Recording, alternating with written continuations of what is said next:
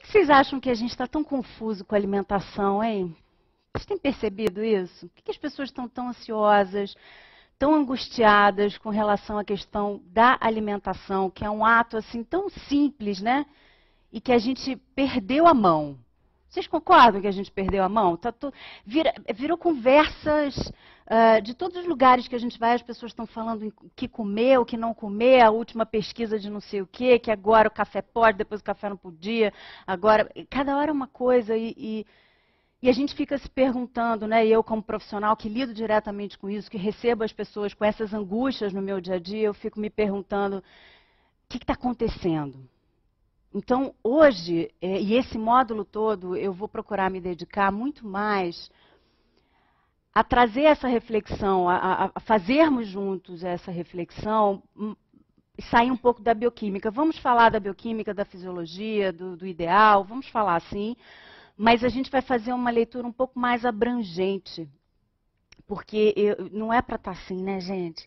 Não era para a gente estar assim, angustiado com uma coisa que é tão simples, que é o ato de se alimentar.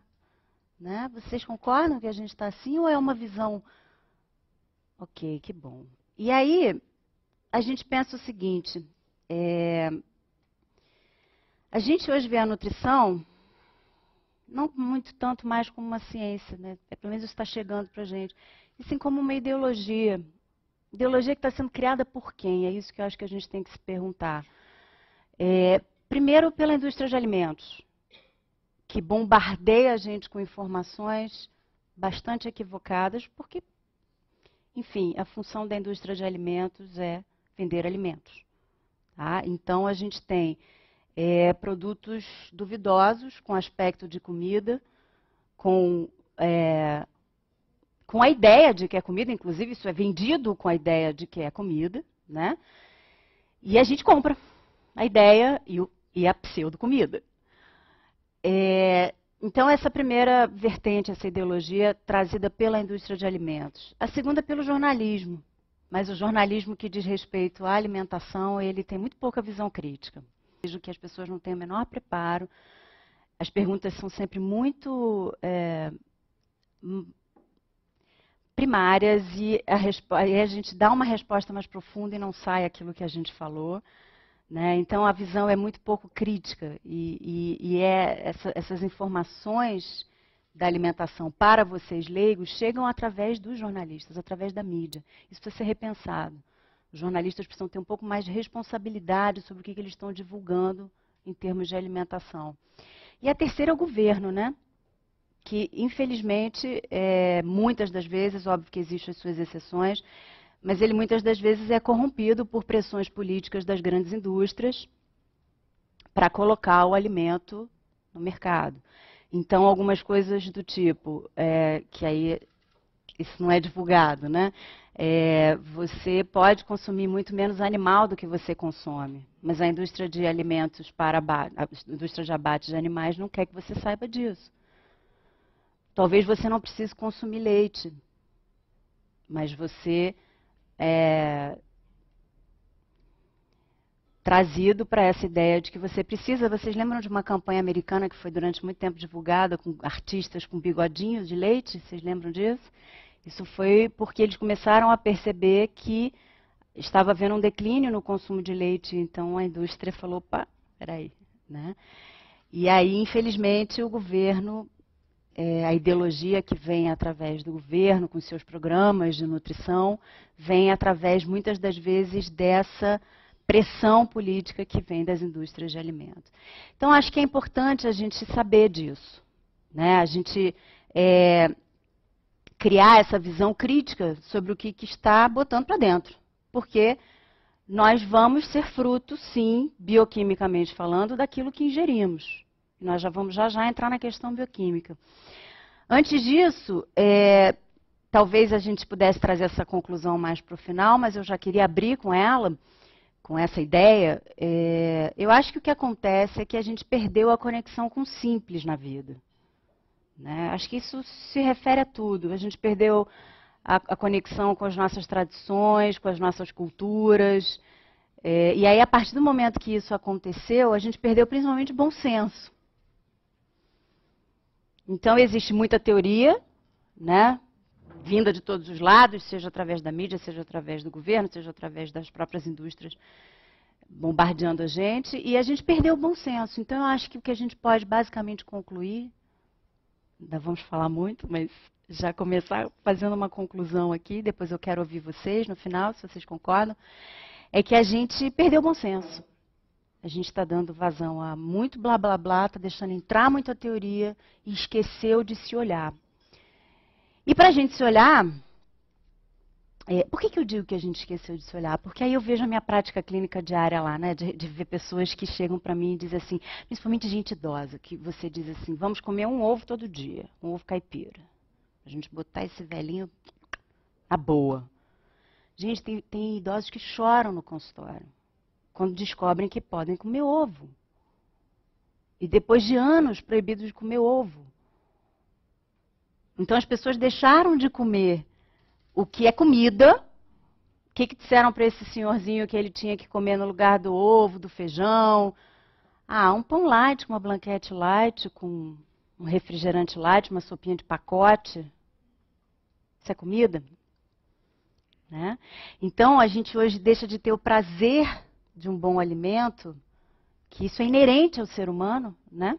Buscar comida para se nutrir, para sobreviver e para ter prazer, para comer coisas sintéticas. Então, eles dizem assim, ai, que alívio, eu não vou mais precisar comer aquele negócio que eu não gosto. Voltar a comer comida. Né? Então, eu acho que para que a gente possa sair dessa robotização, desses modismos, cada hora é uma coisa, ficar preso a isso, eu vou mexer um pouquinho nessa zona de conforto de vocês, se vocês me permitem. Tá? E a primeira coisa que a gente vai fazer é se conhecer. Né? Para que a gente possa tomar atitudes mais conscientes do ponto de vista alimentar, a gente precisa saber como é que a gente funciona um pouquinho. E aí agora a gente começa a entrar na bioquímica, na fisiologia, de uma forma muito suave, muito fácil, para que a gente possa se conhecer. Nós somos constituídos de células, correto? 100 trilhões.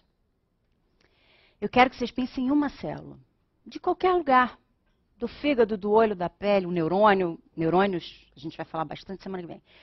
Uma célula precisa, para realizar a sua função, seja qual função for. Se eu estou falando de uma célula do fígado, é uma célula que realiza aquelas funções específicas. Se eu estou falando de uma célula imunológica, é uma célula que nos defende, e assim vai. Cada célula, para realizar a sua função específica, ela necessita, em média, de 45 nutrientes para realizar a sua função.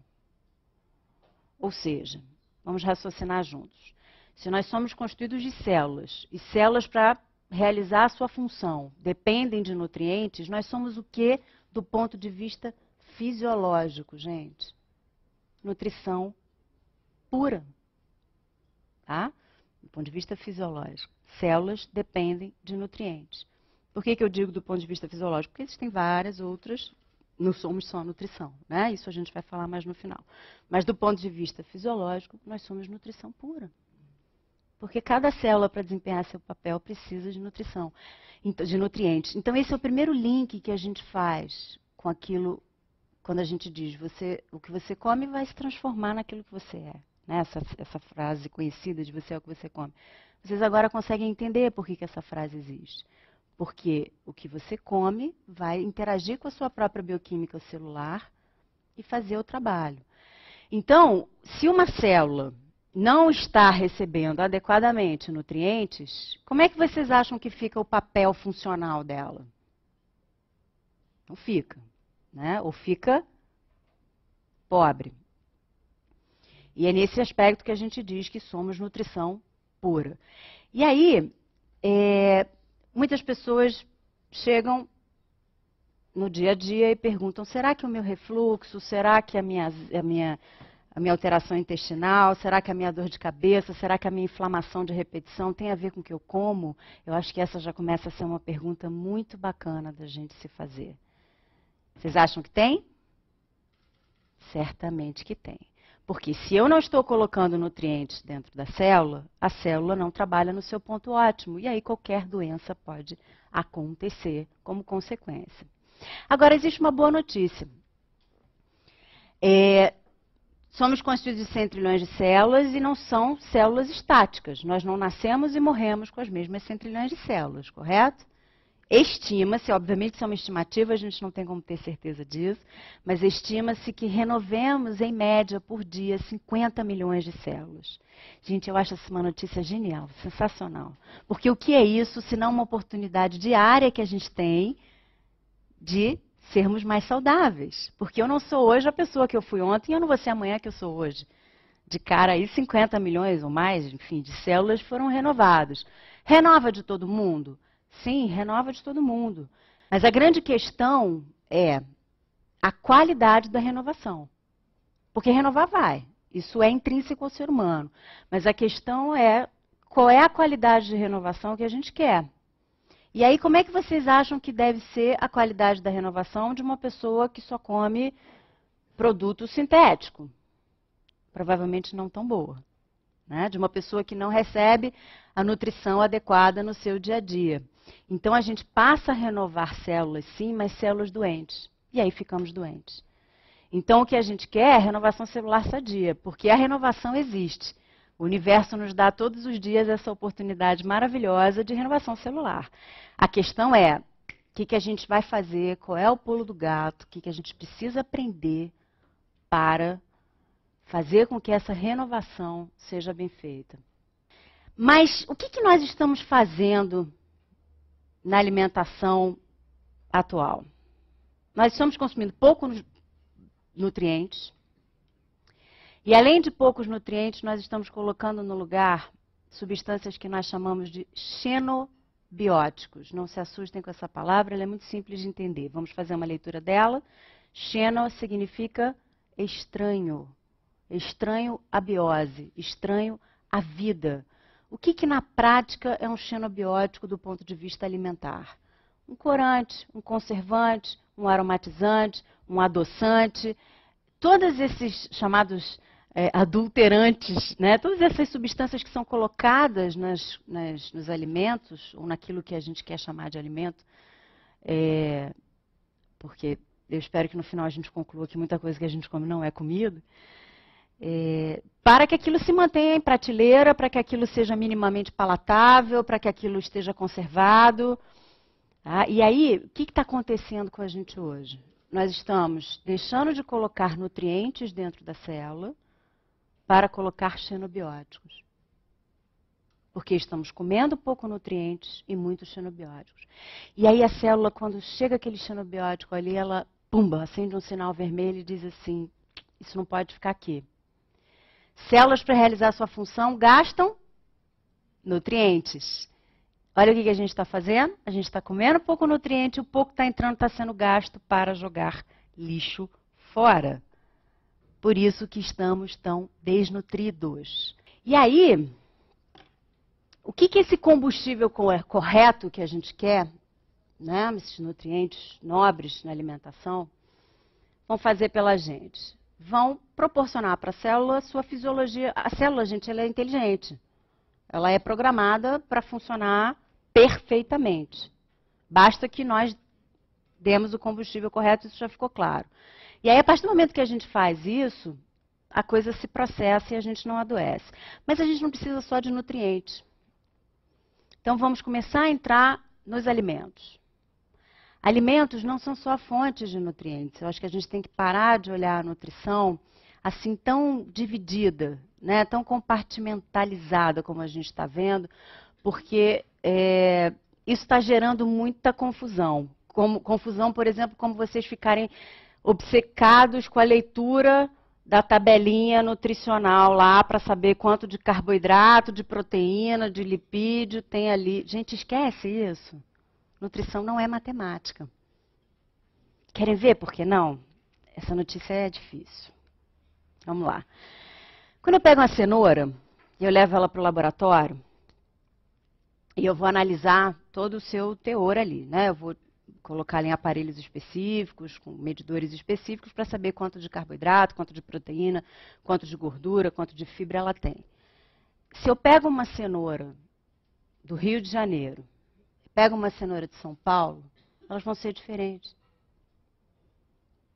Se eu estou em São Paulo, pego uma cenoura no verão e uma cenoura no inverno, elas vão ser diferentes.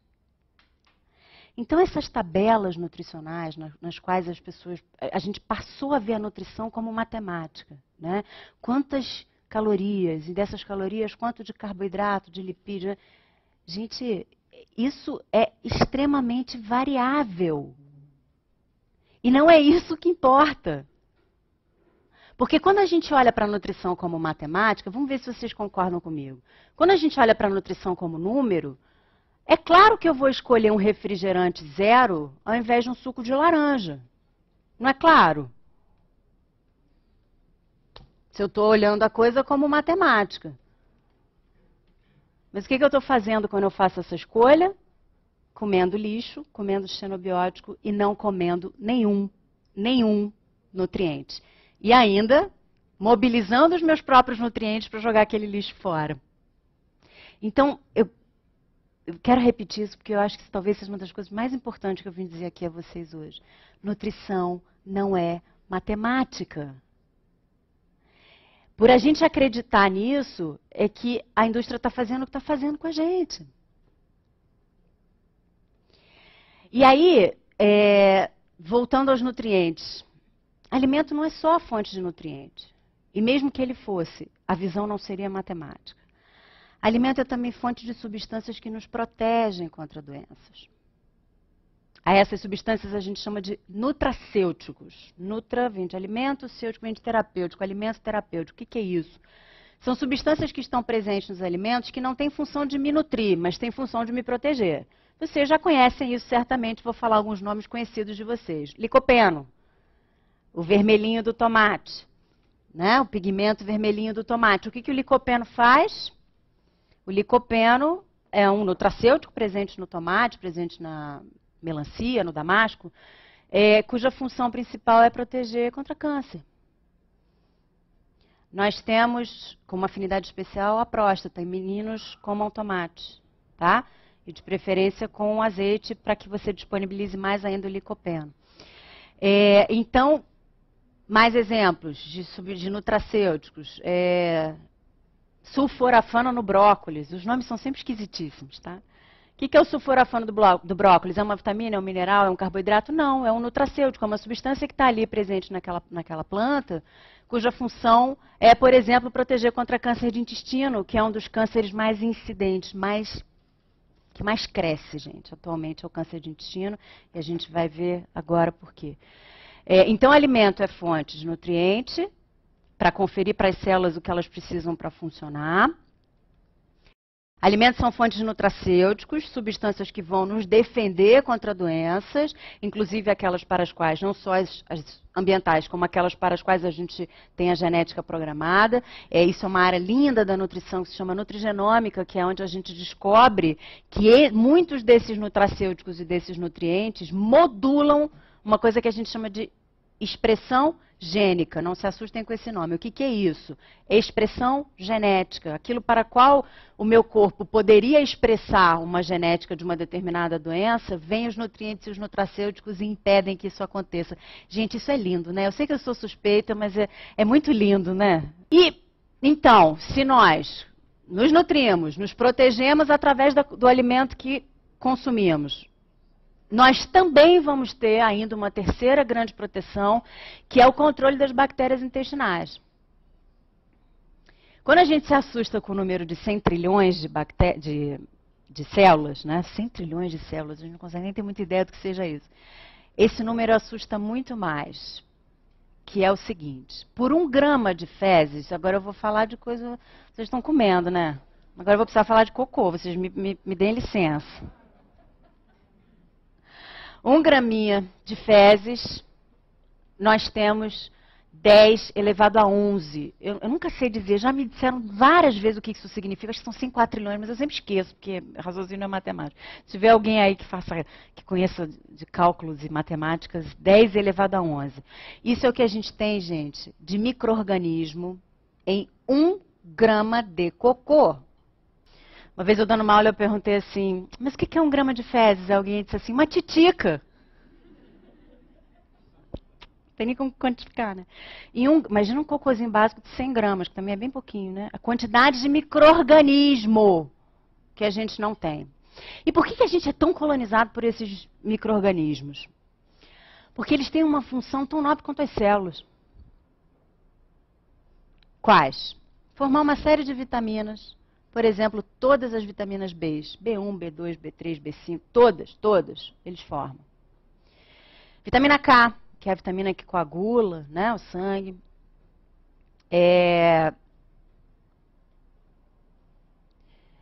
Sistema imunológico é controlado pela presença dessas bactérias.